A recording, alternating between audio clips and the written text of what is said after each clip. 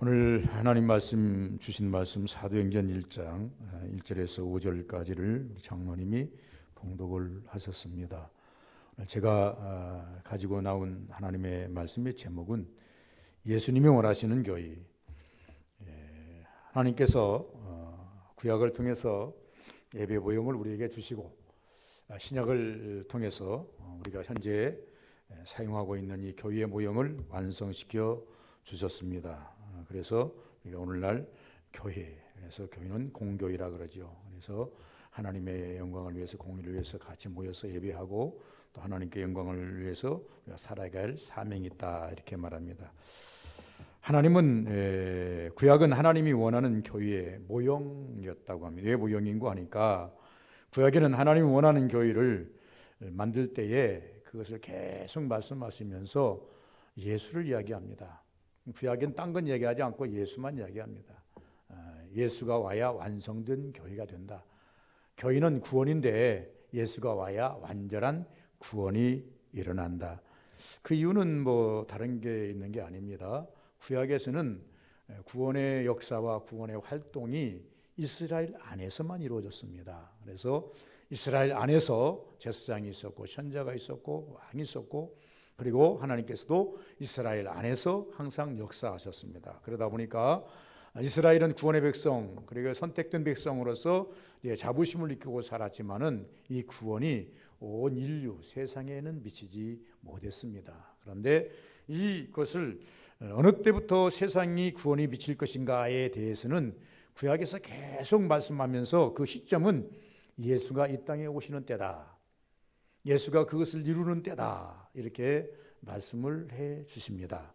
그리고 예수님께서 이 땅에 오시기 전에 모형을 하나 주셨는데 제사의 모형을 주셨습니다. 5대 제사가 있지만은 모든 제사는 하나입니다. 그런데 이 제사에 대해 쓰여지는 제물은 5대 제사가 있지만은 소나 양이나 비둘기, 보통 우리가 희생으로 드려지는 제물은 이 세 가지로 드려집니다. 이 희생 제물이라고 말합니다. 이 희생은 무엇 때문에 희생을 해야 되는가? 마땅히 사람이 죄를 지어서 죽어야 맞는데 그 죽어야 할 사람이 죽을 수는 없으니 대신 소가 희생을 당하든지 양이 희생을 당하든지 비둘기가 희생을 당하든지 희생의 피, 그래서 피를 중요시 여깁니다. 그래서 피는 항상 이제 쏟든지 이제 재단에 뿌리든지 해야 되는 것입니다. 그래서 성경이 말합니다. 피 흘림이 없이는 죄 사함이 없느니라. 그래서 예수님께서 이 땅에 오셔서 피 흘리셔야 비로소 온 인류가 구원의 소정으로 들어온다. 이것을 구약에서는 계속 말씀을 하고 있다, 그 말입니다. 그래서 구약에서 모세가 이제 구약의 교회를 세우고 아론을 통해서 이 구약의 교회를 이제 관리하게 했던 것을 볼 수가 있겠다. 그러다 보니까 이 구약의 교회는 광야의 교회 아니겠습니까? 그리고 이 광야의 교회를 통해서 이스라엘 백성들에게, 다른 민족들에게는 필요가 없습니다. 이스라엘 백성들에게 하나님의 구원을 선포하기에 유용한, 그래서 모든 그 이스라엘의 그 광야 생활을 하면서 그 진영을 보면 다 어디를 향하게 되어 있습니까? 물론 내가 레위기나 이것을 이제 그 설명하면서 쭉 설명했습니다만은 이 성경의 이 구두를 보면 하나님께서 모세에게 이렇게 말씀하십니다. 너희는 이 모든 광야에다가 먼저 회막을 세워라. 그래서 회막을 세우는데 회막의 뭐 넓이까지는 지금 말할 수 있는 건 아니에요. 회막을 가운데 세우고 그리고 세 지파씩 동서남북으로 포진시켜라. 그래서 북쪽에다가 진을 치는 그러니까 다시 말하면 회막을 중심으로 해서 북쪽에다가 진을 치는 사람들은 곧 남쪽에다 문을 내라.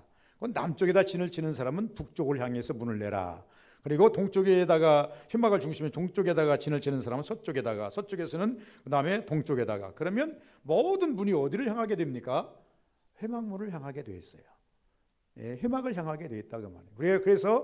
그래서 이름하여 구약의 모든 지파들은, 광야의 모든 그 이스라엘 사람들은 회막 중심으로 살았어요. 그래서 이 회막 중심인데 이 회막 중심에는 뭐가 있습니까? 상징적으로 불기둥과 구름 기둥이 상징적으로 위에 하나님이 계신다는 것을 그리에 머물러 있고, 그리고 이 회막에서는 무슨 일이 일어납니까?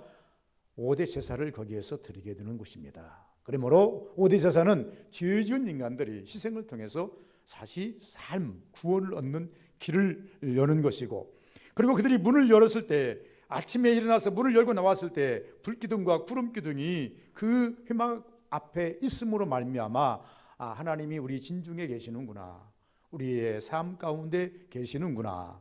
그래서 이스라엘 백성들은 이 광야 교회를 가지고 매우 신앙생활하기에 유용한 그러한 방편이었다, 이렇게 말씀을 하고 있습니다. 그래서 그것이 이스라엘로 하여금 하나님의 만남의 통로, 내 구원의 통로, 삶의 통로, 축복의 통로로 활용하였다라고 하는 것입니다.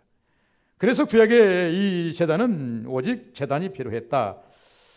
신약 교회는 예수님이 교회를 세우시는데, 예수님이 교회를 세우시면서 저는 이렇게 말합니다. 예수님이 이 땅에 오셔서 뭐를 남기셨습니까? 십자가를 통해서 우리에게 딱 남겨주신 것이 딱 하나가 있는데, 그게 교회입니다. 그래서 교회는 십자가를 상징적으로 이렇게 예표해서 걸어놓는 것입니다. 그래서 우리가 찬송을 피 흘려 사신 교회를 늘 사모합니다, 이 찬송을 부르는 거예요. 내 주의 교회는 전성과 같아서, 전성과 같아. 이 교회는 그냥 교회가 아니라, 그냥 우리가 인위적으로 세워진 교회가 아니라 예수님께서 피 흘리시고 그리고 난 다음에 우리에게 이 문을 열어 허락하신 교회다. 이미 우리가 잘 아시는 것처럼 베드로에게 말씀을 했지 않습니까? 반석 위에 교회를 세우겠다. 그래서 이 교회는 신약에서는 예수님이 시작에 이제 세우셨다, 이렇게 말씀합니다. 그러면서 이제 예수님께서 교회를 세우는데 예수님이 말씀만 하시고 가셨지 전혀 교회라는 형체는 있지는 않아요. 있지는 않는데 사도행전 1장에서 딱 이제 예수님께서 너희들이 이제부터는 교회를 세워가야 되는데, 교회를 세우는 방법은 어떤 방법이 옳겠는가, 이 부분에 대해서 지금 우리 장로님이 이제 봉독한 말씀을 생명하고 있다는 것입니다. 그래서 교회 시장 주님 또한 마지막도 주님이 이 교회를 이제 문단, 그래서 계시록에 보면은 예수님께서 말씀하시죠. 마지막 이 모든 그 우주 만물을 갖다가 완전히 다 이제 끝나게 하는 것도 예수님의 역사다. 그래서 예수님께서 교회를 세우시고, 교회를 세우신 이유는 뭐냐면, 계시록에 보니까 모든 구원받은 백성들을 한 곳에 모이게 하고 싶으셔서, 그리고 구원받은 백성들을 한 곳에 모이게 해서 이들을 데리고 신천지 새 예루살렘으로 입적을 시키고, 그리고 예수를 믿지 않는 불신앙자들은 저 무저갱에 같이 이제 들어갈 수밖에 없는 그런 구도, 그것을 마지막 추수를 거두시는 분이 예수님이시다. 그래서 예수님께서는 말씀하시기를 항상 이렇게 말씀하십니다. 나는 알파요 오메가요, 처음과 마지막이라. 내가 구원의 문을 열지만, 그러나 마지막 구원의 문 닫는 것도 내 사명이다. 그래서 오늘 이 사도행전은 구원의 문을, 온 세계를 위해서 구원의 문을 열어가는 방법이다, 이렇게 보시면 됩니다. 예수님께서 요한복음 3장 16절에 이렇게 말씀하지 않습니까? 니고데모하고 쭉 설명을 하시면서 이제 이 대화를 하시면서 이렇게 말합니다. 하나님이 세상을 이처럼 사랑하사 독생자를 주셨으니 이는 저를 믿는 자마다 멸망치 않고 영생을 얻게 하려 하심이니라. 요한복음 3장에 분명히 우리에게 말씀하시기를 뭐라 합니까? 세계의 만방에 교회가 세워지고 구원이 열릴 것을 선포하시고, 그 선포한 것을 예수님께서 십자가로 이루시고 난 다음에 그 마지막 분부, 이게 마지막 분부입니다. 내가 말했지 않느냐? 나는 이 땅에 온 것은 온 인류를 구원하기 위해서 왔고, 이 온 인류를 구원하기 위해서는 내가 십자가의 죽음이 필요한데, 이제부터는 내가 십자가에 죽어서 너희를 향해서 이제 희생물로 준 이 교회, 이것을 너희들이 이제는 세워가라. 제자들에게 이것을 지금 사명으로 주시고 있다라고 하는 것입니다. 그래서 신약의 교회는 어떻게 하는 것이 좋겠습니까? 신약의 교회는 다른 게 필요가 없습니다. 예수님을 시작해야 되고, 예수님만 말해야 되고, 예수님만 나타내야 되고, 예수님만 높여야 되고, 모든 일에 예수님을 드러내는, 왜 이렇게 해야 되는가? 아까도 말씀드렸지만 교회의 시작도 주님이 하시지만 마지막 정리도 주님이 하시기 때문에 그렇다고 하는 것을 볼 수가 있습니다. 우리가 한마디로 말씀드려서, 우리가 정말로 예수님이 원하는 교회는 어떤 교회인가? 오늘 이 본문을 우리가 추적해 보면 말씀을 따라가는 교회가 주님이 원하는 교회입니다. 예수님께서 말씀하십니다. 지금 부탁하러 오셨어요. 야, 너희들이 지금 두려워 떨지 말아라. 물론 이제 그 마태마가 누가 요한복음에 보시면 예수님께서 십자가에 달려서 죽으시고 부활하시고 저들에게 나타나셨어요. 수없이 나타나셔서 주시는 멘트가 뭡니까? 너희들이 평안하냐? 샬롬하냐? 그래서 이 불안해하고 있는 이들에게 나는 죽지 않았다. 나는 다시 살았다. 나는 다시 부활했다. 그러니 나 믿고 담대함을 가져라. 담대함을 가져라. 그래서 어느 정도 이 제자들에게 뭘 주었어요? 이제 그 마음속에 담대함을 심어주셨어요. 어느 정도 그들에게 확신을 심어주셨어요. 그런데 아직도 이 제자들은 확신은 조금 있지만, 나 주님이 살아계신다, 우리와 함께 하신다는 확신은 있지만은, 그러나 이들이 앞으로 어떻게 해야 할 것에 대해서는 아직 멍한 상태예요. 그림이 그려지질 않아요. 열심히 예수님만 따라다녔을 뿐이지, 예수님에 따라다니면서 자기들이 예를 들어 예수님께서 이적과 기적과 표적을 행할 때에 그것을 보면서 자기들은 기뻐했을지는 모르지만은 앞으로 어떻게 할 것에 대해서는 확실하게 인지가 되지 않은 상태예요. 그러니까 예수님께서 마지막 이제 부활을 하시려고, 부활해서 승천하시기 직전에 제자들에게 마지막 부탁을 하시는 거예요. 그러면서 너희들은 앞으로 교회를 세워야 되는데 어떤 교회를 세우는 것이 맞느냐? 내 말을 잘 기억하라는 겁니다. 내가 이 땅에 있으면서 3년 6개월 동안 너희들과 함께 있으면서 수없이 너희들에게 질문하며 던졌던 그 말들을 잘 기억하라는 것입니다. 왜 이스라엘이 망했습니까? 우리가 다시 구약으로 넘어가면 이스라엘이요, 모세를 통해서 말씀을 주셨어요. 십계명을 주셨어요. 모세 오경을 주셨어요. 대단한 성경을 우리에게 주셨습니다. 민법, 형법, 성법 다 주셨어요. 제사 5대 제사법도 주셨어요. 그러고 난 다음 이스라엘이 이제 가나안 땅에 들어가서 어떻게 살 것 생각까지를 전부 다 말씀해 주셨어요. 그리고 예수님 하나님께서 이 모세를 통해서 이스라엘 백성들에게 주시는 말씀이 뭐냐? 기억하라는 겁니다. 그 말씀을 마음판에 새기라는 겁니다. 마음판에 새기라는 말을 요새 계속 제 마음속으로 늑가려 보는데, 참 되뇌어 보는데, 이 뭐냐면 마음판에 새기라. 언제든지 꺼내볼 수 있고 언제든지 그거를 사용할 수 있도록 항상 마음에 준비하고 있으라는 겁니다. 그래서 어떤 무슨 문제가 생기면 바로 그 말씀을 드러내어서 이 말씀과 비교해보고, 내가 가고 있는 길이 옳은가 안 길인가를 알려면 빨리 말씀을 드러내서 그 비교해보면 알다. 내 행동이 옳은가 안 옳은가를 빨리 알려면 내 마음속에 있는 말씀을 빨리 드러내서, 그래서 이것을 앉아있든지 누워있든지 항상 너희들이 잠자는 시간 빼놓고는 말씀을 상고하라는 겁니다. 말씀 따라 살면 망할 일이 없다는 거예요. 말씀 따라 살면 너희 실패할 일이 없다는 거예요. 그래서 모세를 통해서 강한 말씀을 주셨는데 너희는 그냥 마음판에 새기라. 자녀들에게 열심히 가르쳐라. 어렸을 때부터 가르쳐라. 그래서 그들에게 각인시켜라. 그래야 그 말씀대로 살면 절대 하나님이 떠나지 않을 뿐더러 그들에게 실패하지 않는다. 그런데 모세 시대를 지나서 여호수아 시대를 지나고 난 이후부터 그들이 말씀을 버립니다. 말씀을 버림으로 말미암아 하나님이 함께하지 않아요.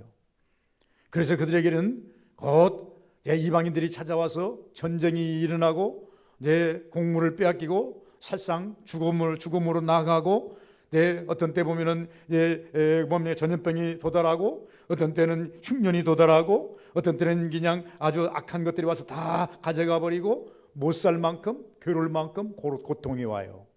왜 그렇습니까? 이들이 큰 잘못이 무엇입니까? 엄청난 큰 죄를 진 것이 아니라 이들의 잘못은 하나님의 말씀을 버렸기 때문이라, 이렇게 말씀합니다.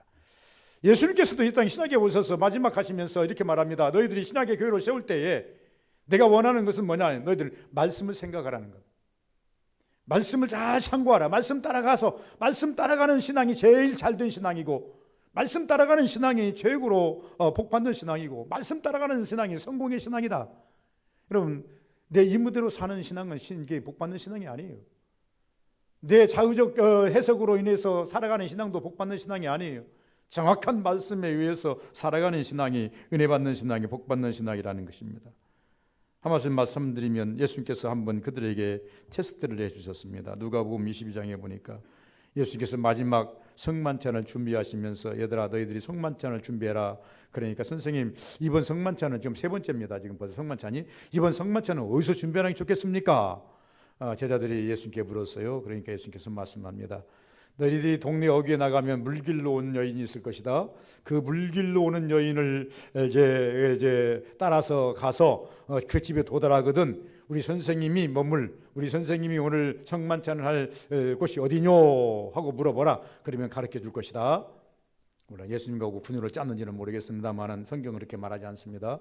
정말로 제자들이 이제 옥물가로나 동네로 나가봤더니 어떤 여인이 물동이를 지고 물을 길어가지고 갑니다. 졸졸졸 따라갑니다. 그 집에 딱 들어갔을 때 묻습니다. 우리 선생님이 그러는데 우리 선생님 오늘 밤에 성만찬할 이제 그 곳이 유월절을 지킬 곳이 어딥니까? 그러니까 다락을 보여주는지라. 그렇게 성경은 말합니다. 다락을 보여주는지라. 다락에서 준비했다 말합니다. 예수님의 말씀 따라 가봤더니 어디가 나와요? 다락방에 나와요. 그 다락방은 참 유명합니다. 오늘날도 지금 상징적으로 이스라엘 여행 한번 보시면 그러면 한번 갈 것입니다만 가볼 것입니다만 한번 가보시기를 바랍니다. 있습니다. 뭐 그때 당시에 다락방인지 아닌지는 우리가 고정할 수는 없겠고 그 현장에다가 있습니다. 크지는 않습니다. 그곳에 이제 인도할 받았더라라고 하는 것입니다. 그래서 유월절 준비 따라갔더니 나오더라는 거죠. 요한복음 4장에 보면요. 말씀 따라서 영으로 예배하는 곳이다. 수가성 여인이 예수님과 대화를 합니다. 여러 가지 대화 속에 있지만 다 거두절미하고 예수님과 대화를 하다 보니까 이제 이 사람은 유대인이네, 나는 사마리아인인데 왜 사마리아인에게 말을 걸을까? 그러면서 궁금한 것이 하나 있었습니다. 그래서 물어봅니다. 우리는 이 그리심산에서 예배를 드리는 그리심산에는 원래가 성전이 있었어요. 그런데 BC 주전 약 한 7, 80년에 가들이 허물어져 버렸어요. 터만 남아 있어요. 그러니까 이렇게 묻습니다. 우리는 이 그리심산에서 예배한다고 하는데 당신들은 그 예루살렘에서 예배해야 한다고 합니다. 그럼 어디서 예배 드리는 것이 옳습니까? 이렇게 물어봅니다. 그때 예수께서 말씀합니다. 이것도 아니고 저것도 아니다. 하나님은 영이시니 예배하는 자는 영과 진리로 예배하는 것이 옳다라고 말합니다. 장소를 말하지 않았어요. 정말로 예루살렘 교회가 쉽게 말하면 초대교회가 정말로 고문적으로 고대적으로 내려왔던 이제 역사적인 측면에서 교회가 세워진다면 솔로몬 성전 자리에서 다시 교회가 세워져야 옳은 것 아니겠습니까? 그러나 이 초대교회는 솔로몬 성전 처에서 세워진 것이 아니라 예수님이 맨 처음 마지막 성만찬 했던 그곳에서부터 초대교회가 이루어지고 있다라고 하는 것을 우리가 볼 수 있다 그 말입니다. 왜 그럴까요? 그것은 말씀 따라갔던 이 초대교회, 이 마가의 다락방, 예수님이 최초로 영육을 배설했던 곳, 성만찬을 통해서 영과 육을 노렸던 곳이 이곳입니다. 한 번도 예수님께서 그것을 실질적으로 무용을 가지고 노르지 않았어요. 오직 마지막 그 만찬 때에 떡을 가지사 축사하시고 이것은 나의 살이니 받아 먹으라. 육을 영으로 논하신 거예요. 잔을 가지사 그를 가지고 들고 축사하시고 말씀하시기를 이건 내 피니 언약의 피니 받아 마셔라. 육을 영으로 논하셨던 곳, 이것이 곧 마가의 다락방이라는 것입니다. 말씀 따라 가봤던 곳. 그래서 오늘날도 하나님이 원하는 교회는 어떤 교회냐? 하나님이 원하는 성도는 어떤 성도냐? 말씀 따라가는 성도를 통해서 참된 고백과 말씀을 따라 사는 성도를 통해서 하나님은 역사하고 계신다는 것. 베드로에게 말하지 않습니까? 베드로가 바요나시면 네가 복이 있도다. 너는 개봐라. 내 위에 교회를 세우리 운명의 권세가 잊지 못하리라. 그냥 아무 액션도 없이 베드로가 아무 한 일도 없는데 예수님께서 베드로에게 무지건 축복해 주지는 않았어요. 많은 사람이 나를 누구를 하느냐? 그럼 너희들은 나를 누구를 하느냐? 물었을 때 베드로가 이렇게 고백하지 않습니까? 주는 그리스도시요 살아계신 하나님의 아들입니다라고 하는 이 고백을 들으신 예수님께서 그 고백을 들으시고 그 고백 위에 바요나 복이 있다. 너와 같은 고백 위에 내가 교회를 세울 거다. 이것은 베드로에게만 국한된 말이 아닙니다.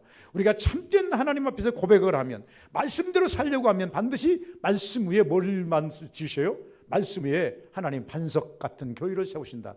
하나님의 교회를 세우신다. 교회를 세운다니까 나를 위해서 교회 세우시는 게 아니라 내 고백을 통해서 하나님의 복음에 확장해 간다. 이렇게 보시면 돼요. 나의 진정한 고백을 통해서 나의 하나님 말씀대로 살려고 하는 애씀을 통해서 하나님은 교회를 확장해 간다. 이렇게 봐야 맞겠다 그 말입니다. 주님이 원하는 교회는요, 두 번째는 기도가 있어야 합니다. 예수께서 뭐라고 하십니까? 약속한 신발을 기다리라. 너희들 기도 없이 나갔다가는, 기도는 그 성령이신데 기도 없이 나갔다가는 다 실패한다. 우리가 전쟁에 나갈 때 총은 있는데 총알을 가지지 않은 것과 똑같습니다. 총은 있는데 총알이 없는 거나 똑같은 거예요. 어떤 사람은요, 총도 가지지 않고 총알도 가지지 않는, 총도 안 가지고 총알 안 가진 사람이나 총만 가지고 총알 안 가진 사람이나 다 똑같아요. 모형만 크리스찬이나 그냥 교회 덜렁덜렁 다니는 크리스찬이나 다 또 일반이에요. 정말로 열매 있는 신앙, 하나님 앞에 모든 것을 가지고 기도하면서 몸부림치는 신앙, 이 신앙이 하나님이 붙잡고 쓰는 신앙이에요. 하나님이 붙잡고 일하는 사람이에요. 그렇기 때문에 우리는 기도에 몸부림을 쳐야 돼요. 하나님 앞에 뭘 하려고 한다면 하나님께 열심히 은혜 달라고 몸부림쳐야 돼요. 오늘 성경은 말합니다. 너희 몸부림쳐봐라, 기도해봐라. 그러면 성령이 너에게 임할 것이니, 성령과 함께 나가면 실패하는 법이 없다. 성령과 함께 나가지 아니하면 너희들은 다 실패하니, 나가본들 너희들이 실패한다. 그러니 이 예루살렘 떠나지 말고 성령이 올 때까지 기도하는 것이 옳겠다라고 말씀합니다. 그런데 이 마가의 다락방, 이 다락방은요, 어떤 곳입니까? 기도가 있는 곳 아니겠습니까? 예수님께서 축사하신 곳입니다. 기도의 결론은 축복이죠. 이렇게 응답을 받으신, 저렇게 응답을 받으시든지 간에 기도의 응답은 저는 축복이라고 말합니다. 기도의 응답 축복, 여러분 꼭 기억하시기 바랍니다. 기도의 응답은 축복이다. 내가 병 낫기를 위해서 기도했던 병이 나서 축복 아닙니까? 물질 하나님 아버지 또 도와달라고 기도했던 물질이 임해서 축복 아닙니까? 지혜 달라고 기도했던 지혜를 주셔야 축복 아닙니까? 어떤 어려운 문제를 하나님 앞에 기도하면서 기도했더니 그 문제가 해결됐으면 축복 아닙니까? 어떤 것이든지 하나님 앞에 기도해서 얻은 것은 다 축복입니다. 물질적 관념에서 보지 마시고 하나님께서 나의 삶에 평안을 주셨다면 그것이 축복입니다. 그러므로 축복된 개념으로 보셔야 된. 그러므로 이 왜 축복인가? 기도를 통해서 무엇이 생겨요? 분별력이 생겨요.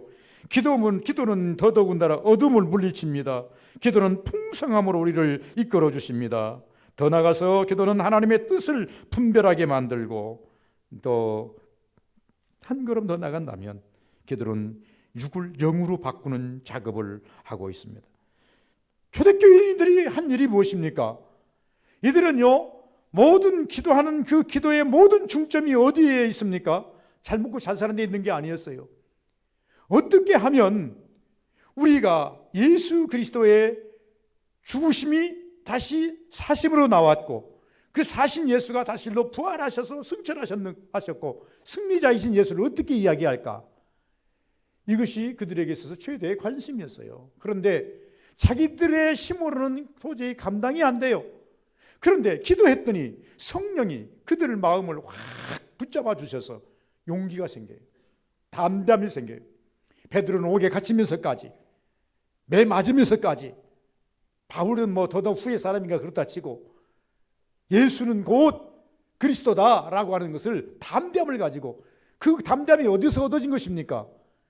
예수님 말씀이 너희는 예루살렘 떠나지 말라 이 말로 얻어진 것이 아니라 그 말씀을 따라서 그들이 예루살렘 떠나지 아니하고 기도했더니 하나님께서 그들에게 뭘 주셨어요? 성령을 주심으로 성령이 말하게 하심을 따라서 담대함을 주어서 분별력을 주어서 지혜를 주어서, 그래서 그들이 하는 모든 일들이 세상 사람들이 놀랄 만한 일들이 나타나고 있었다, 이렇게 말씀하고 있는 거예요.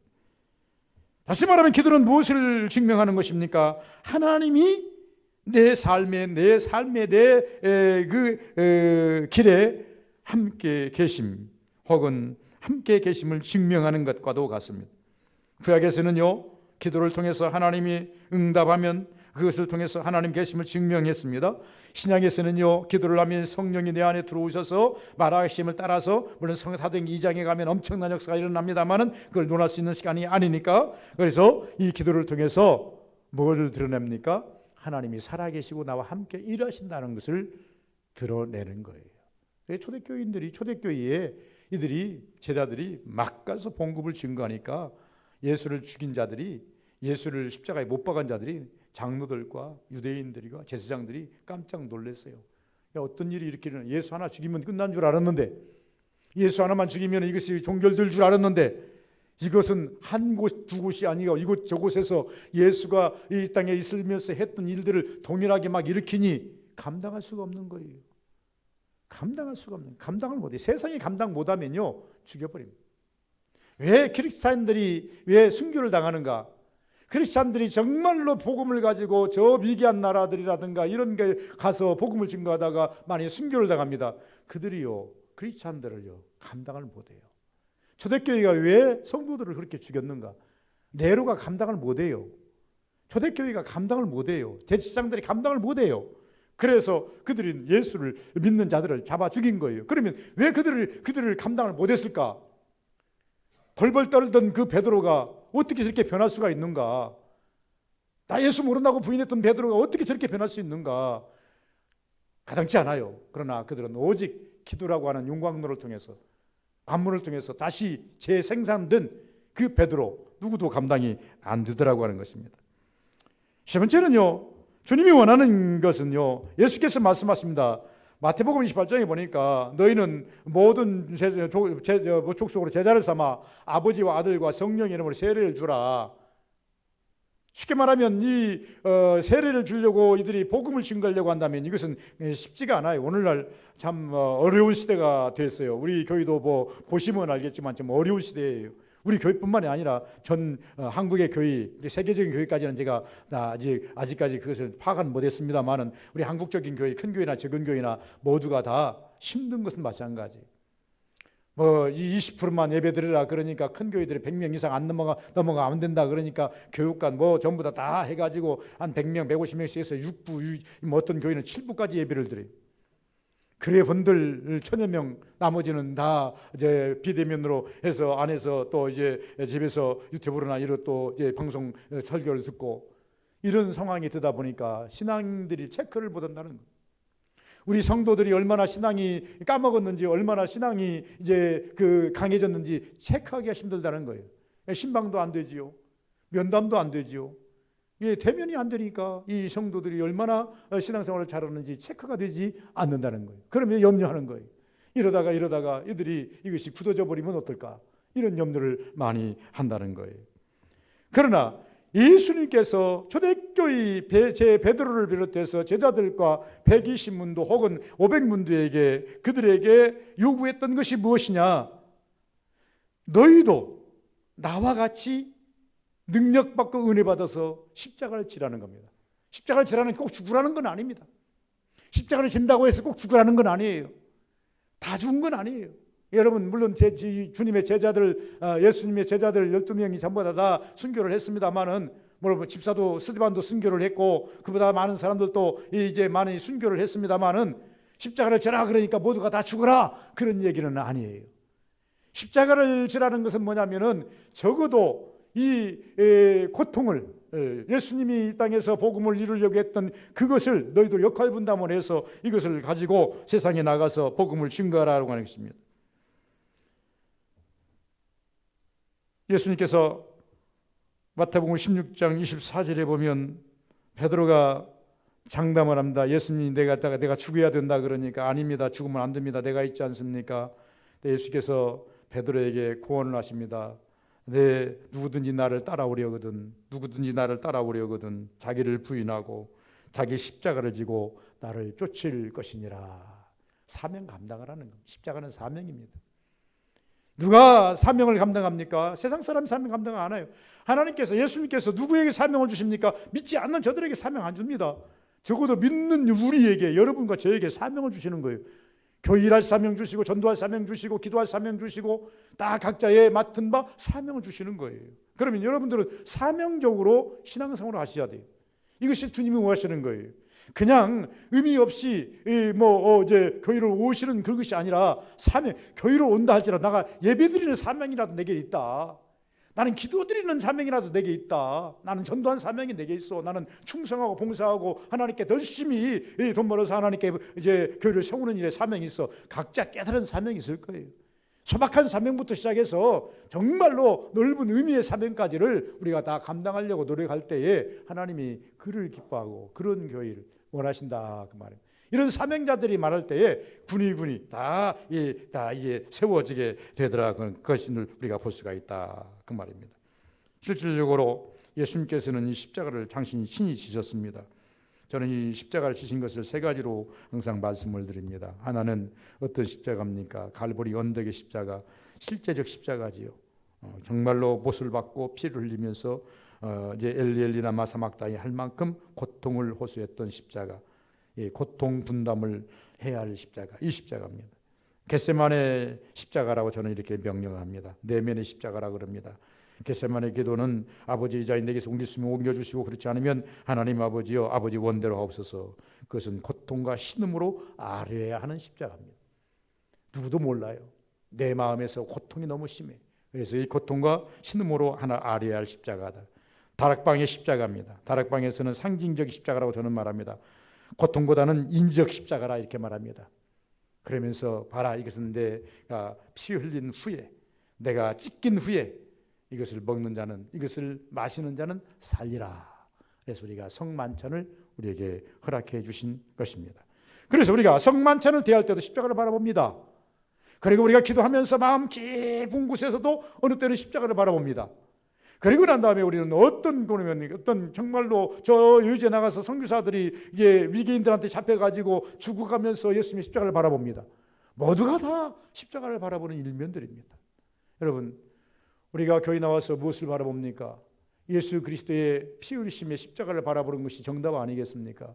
그런데 바라보는 자마다 다 달라요. 마가의 다락방의 그 모형으로 바라보는 사람도 있고, 겟세마네 동산에서의 고통하면서 바라보는 자도 있고, 정말로 예수님이 십자가에 달리셔서 갈보리 언덕에서 찢기는 그 모습을 바라보는 자도 있고, 여러 가지 모양이 다르다 그 말입니다. 그러나 누구라도 그런 어떤 십자가 하나 정도는 여러분 마음속에 간직하고 있어야 돼요. 그래야 뭐가 나와요? 기도가 나와요. 그래야 뭐가 나옵니까? 주님 앞에 충성이 나와요.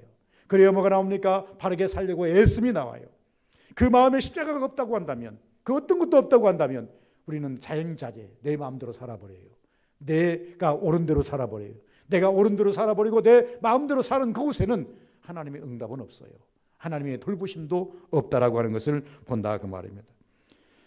구원을 따라야 가야 하는 것이 곧 십자가의 길이라는 거예요. 십자가는 구원을 항상, 십자가는 뭐 십자가가 됐습니까? 십자가를 바라보았더니 뭐가 나와요? 구약에 나오죠. 이들이 하나님을 번역하고 반역하고 원망하다가 어떻게 합니까? 불뱀이 나와서 막 물어버려요. 불뱀이 막 물어버리니까 해가 지기 전에 띵띵 부어갖고 다 죽습니다. 그러니까 이스라엘 백성들이 그때서야 화들짝 놀라가지고 모세에게 와서 언쟁합니다. 우리가 죽게 되었나이다. 우리 살려주세요. 모세도 죽어가는 저들을 보면서 하나님께 기도합니다. 하나님, 너무나도 처참합니다 라고 기도하는데 하나님께서 말씀합니다. 그렇구나, 너무 내가 보기에도 너무 처참하도다. 너는 빨리 이제 장대에 굴뱀을 만들어서 저 높이 달아라. 그리고 바라보게 해라. 그리고 바라보는 자는 누구든지 다 나을 것이다. 그래서 모세가 장대에 굴뱀을 만들어 가지고 높이 들렸더니 그다음에 어떻게 합니까? 이제 다 보는 자마다 살더라.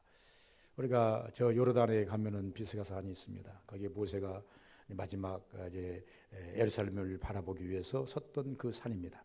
산인데 그 보면은 지금 가디에 기념교회가, 모세 기념교회가 있는데 그 예루살렘 쪽에다가 이게 장대 딱 해가지고 구리뱀을 딱 만들어서 하나 딱 만들어 놨습니다. 그래서 모세가 이스라엘 광야에서 이제 구리뱀을 이렇게 들어서 그것을 바라본 자마다 살았다는 상징적으로 그걸 하나 놓아둔 것이 있습니다. 다시 말하면 우리가 말하는 무슨 말씀인가 하니까 구원을 따라서 사는 것입니다. 십자가는 무엇을 가리키는가? 구원을 가리킨다고. 예수께서 말씀하셨습니다. 나는 길이요 진리요 생명이니 나로 말미암지 아버지께로 올 자가 없느니라. 십자가를 통과하지 아니하고는 누구도 요단강을 못 건너요. 영적인 요단강을 못 건너요. 여러분, 육적인 요단강이야 하나님께서 물을 이제 까다 주셔서 건넜지만, 영적인 요단강은 여러분 미안하지만 예수 그리스도의 십자가를 통과하지 아니하고는 갈 수가 없어요. 예수께서 말씀하세요. 나는 길이요 진리요 생명이라 나를 따라 나를 이제 말만지 않고는 아버지께로 올 자가 없느니라. 이 말은 무슨 말인 거 아니까 예수님께서 이 땅에 피 흘리시고 십자가 죽으시고 교회 하나 딱 만들어 놓으셨어요. 피 흘려 사신 교회라 그러지 않습니까? 내 주의 교회는 천성과 같아서. 여러분, 교회에 오셔서 무엇을 만나야 돼요? 천국을 열어봐야 돼요. 교회에 오셔서 무엇을 바라봐야 됩니까? 예수 그리스도의 십자가를, 항상 피 흘리심의 십자가를 바라봐야 돼요. 그래서 이 교회는 다른 게 아니라 반드시 구원의 장소로서 우리가 교회 왔을 때에 사교가 아니잖아요. 침묵이 아니잖아요. 우리가 앉아서 우리의 어떤 무엇을 이제 이미 이제 예수님께서 말씀이 너희들이 뭐 따라 나갔더냐? 옷 잘 입은 사람이 있느냐? 하늘을 갈 때냐? 예수께서 말씀하지 않아요. 나한테 오는 자들은 구원을 전제로 와야지. 옷 잘 입은 사람, 폼나는 사람 이런 것 보러 온다는 것은 결코 맞지 않다. 교회에 오는 것은요 다른 목적 없어요. 오직 교회를 통해서 천국을 열어봐야 되고, 오직 교회를 통해서 예수 그리스도의 십자가를 바라봐야 되고, 그리고 난 다음에 그 십자가를 붙들고 우리가 한마디라도 하나님 앞에 오픈하고 열고, 주여 이것이 내 마음이니, 이것이 내 기도니, 이것이 내 소원이니 하나님께 기도할 수 있는 신앙인이 되어야 된다는 것을 말씀하고 있다 그 말. 그래서 이 구원의 장소는 구약에서는 다시 처음으로 돌아갑니다. 이스라엘 백성들이 휘막을 중심으로 해가지고 동서남북으로 세 지파씩 12지파가 쫙 포진해서 장막을 칩니다. 장막을 칠 때는 항상 문을 어디로 내라? 성막을 향해서 내라. 성막을 향해서 내는 이유는 뭐냐? 그들이 아침에 자고 일어나면서 딱 나와서 문을 열고 나오는 순간, 아, 구름 기둥이 딱 서 있고 불 기둥이 서 있으면 하나님이 오늘 또 우리 진중에 계시는구나, 이것을 먼저 인지하고, 그리고 그들이 부지중에 잘못했든지 그들이 죄를 졌으면 바로 어디 갑니까? 양을 잡든지 소를 가지고 비둘기를 가지고 가서 제사장이 보이고 죄 문제를 해결하면 그 은혜 안에, 그 영역 안에 평안을 누릴 수 있는 그것이 구원의 장소예요. 구원을 바라보라는 겁니다. 교회는요 구원의 장소입니다.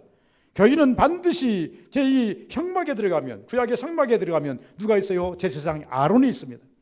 하나님이 다른 사람을 통해서 드려지는 이 제사는 안 받으셔요. 오직 아론과 그 레위 족속들이 드려지는, 레위 족속들이 드리는 제사만 하나님께서 받으세요. 교회는 종이 있어야 돼요. 말씀의 종이 있어야 돼요. 그래서 말씀의 종들은 바르게 우리 성도들에게 뭘 제시해야 됩니까? 말씀을 제시하고 따라오게 만들어야 돼요. 그 말씀에 순복하게 만들어야 돼요. 그 말씀 따라 살면서 은혜 받고 복 받게 만드는 것이 주의 종이 할 일입니다. 다른 게 아니라 이렇게 말하는 것입니다. 마지막입니다. 우리는 이제 우리 은혜에, 우리가 여기 본문에 보면 이제 뒤에 쭉 나가면은 120명이라는 숫자가 나오는데, 이것은 조금 우리가 좀 다 연구 좀 해보고 풀어봐야 할 문제입니다. 자, 예수님이 하늘을 승천할 때 몇 명이 봤어요? 500명이 봤어요. 저 감남산에서 이제 500명이 이렇게 쫙 올라가는 거예요. 감남산 가보면은 그 예수님 부활 기념교회가 있습니다. 그래서 막 변형되고 해가지고 자기들을 이모대로 다 만들어 놨는데, 원래는 교회가 있었던 건 아니에요. 그냥 산이었어요, 산. 예수님께서 거기서 승천하실 때 500명이 왔어요.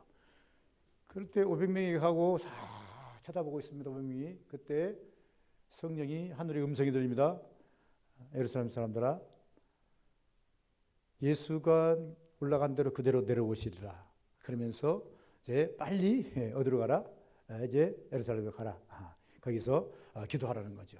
그래서 떠나지 말라. 그런데 이들이 예수님의 승천을 바라보고 다시 기도하러 가자 했는데 500명 중에서 380명은 떠나버렸고 120명이 나가의 다락방에 들어가서 기도를 하는 모습을 우리가 볼 수가 있습니다. 여러분, 은혜의 수에 들어가야 돼요. 저는 이렇게 말합니다. 방주에 들어간 자가 몇입니까? 방주는 은혜입니다. 방주에 들어간 사람 8명밖에 안 돼요. 또 창세기 보면 또 하나 사건이 나옵니다. 롯이 있습니다. 롯이요, 구원받으려고 선사가 말합니다. 야, 너희 집에 누구 있느냐? 내 아내가 있으면 딸 둘이 있습니다. 데리고 아침에 빨리 나가라. 그리고 더 나가서 네가 네 알고 있는 친척들이라든가 네 가까이 있는 사람들 모아서 같이 데리고 나가라. 사위들한테 가자 그러니까 농담으로 얘기했더라. 구원에서에 못 들어와요. 그럼 그날 유황불에 다 죽었어요. 물론 롯도 주드라보다 죽었지만은 다 죽었어요.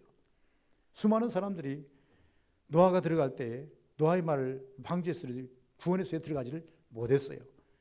저는 이것을 신학적으로 말하면 우리가 어느 상황에서든지 어느 환경에서든지 어느 시간이든지 여러분 은혜의 수에 들어가야 됩니다. 축복의 장소에 있어야 됩니다. 은혜의 장소에 있어야 됩니다. 은혜 받을 준비가 되어 있어야 된다라고 하는 것을 말씀해 주고 있습니다. 말씀을 우리가 정리한다면 정말로 주님이 원하는 교회는 사도행전 1장 1절에 5절에서 우리에게 크게 말씀은 안 했지만은 말씀에서 너희들 말씀 따라라. 내가 지금 한 3년 동안 한 말씀을 잘 기억하고 그 말씀대로 살아라. 거기에 보화가 있다. 거기에 은혜가 있다. 거기에 축복이 있다. 그대로만 살면 너희 실패할 일이 없다. 그리고 난 다음에 보다 중요한 것은 신학교인은 기도해야 된다. 예수께서 이미 말씀하셨던 것처럼 나는 너희 눈에 보이지 않을 것이다. 너희들이 기도하면 성령이 너희에게 오시는데 그분이 너희들에게 오면 너희들에게 지혜도 주고 분별도 주고 너희들에게 여러 가지를 다 주어서 너희들이 이 땅에서 실패하는 자가 되지 않고 두려워하는 자가 되지 않고 성공하는 자가 될 것이다 라고 말합니다. 그리고 보다 중요한 것은 너희들을 세운 이유, 너희들에게 성령을 주시는 이유가 뭐냐? 사명을 깨달아 사명대로 살려고. 적어도 교회 오실 때 어떻게 제가 말씀드렸습니까? 모든 사람이 다 목사 될 수는 없어요. 모든 사람이 다 장로님 될 수는 없고 모든 사람이 다 이게 물질로 봉사할 수 있는 것도 아니고 모든 사람이 다 이렇게 사역하는 것이 아니에요. 각자 맡은 사명 뭡니까? 나는 예배의 사명이 있다. 여러분 열심히 예배만 드려보시고 복이 은혜가 있습니다. 나는 기도의 사명이 있다. 기도 열심히 해보시기 바랍니다. 거기에 은혜가 있고 거기에 축복이 있습니다. 나는 열심히 몸으로 봉사해야 되겠다. 여러분 거기에 은혜가 있고 축복이 있습니다. 여러분 나는 열심히 하나님께 물질로 봉사해. 여러분 거기에 축복이 은혜가 있습니다. 다 하나님께서는요. 각자 주어진 자기의 몫을 다 임할 때에 하나님께 은혜를 주시고 축복해 주신다는 것입니다. 그리고 우리는 항상 잊지 말아야 할 것은 항상 은혜의 자리, 은혜의 수에 내가 빠져서는 안 된다. 은혜 자리에 은혜 수에는 내가 제외되면 안 된다. 왜? 은혜가 하나님의 축복이고 하나님의 이제 선물이기 때문에 여기서 빠지면 안 된다. 이런 마음을 가지시는 우리 모두가 되시기를 주의 이름으로 축원을 드립니다. 기도합니다. 거룩하신 아버지 감사합니다. 복되기를 원하고 은혜 되기를 원하고 능력 되기를 원합니다. 성령 충만